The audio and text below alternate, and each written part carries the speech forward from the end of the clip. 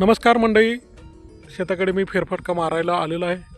आणि फेरफटका मारायचं कारण एवढंच की एक 8-10 दिवसापूर्वी आपण काळी माती शेतामध्ये टाकली होती, तुम्ही पाहू शकता.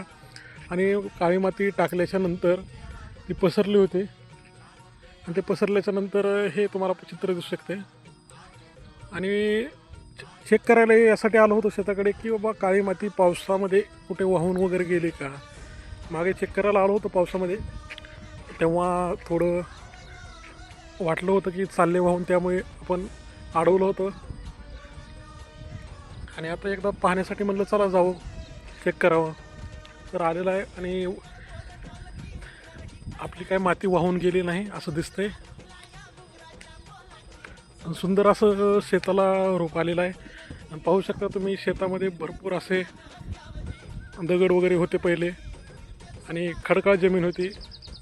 त्याच्यानंतर ज्यावेळेस आपण काळी माती टाकतो त्यावेळेस शेताला असा सुंदर असा आकार प्राप्त होतो.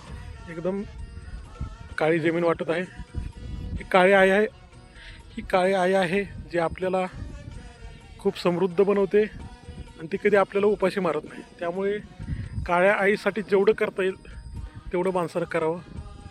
आणि काळी आई कधी उपाशी मारत नाही आणि तुम्हाला नक्कीच समृद्ध बनवते.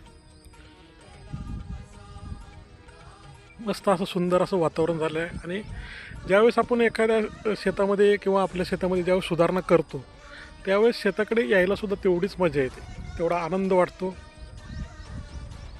मेहनतीचं फळ माणसाला मिळालेलं वाटतं आणि मन प्रसन्न राहतं.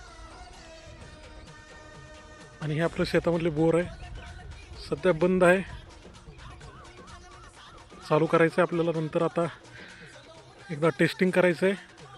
टेस्टिंग करून नंतर पुन्हा आपलं हे बोर जवळपास रब्बीच्या टायमिंगला चालू होईल.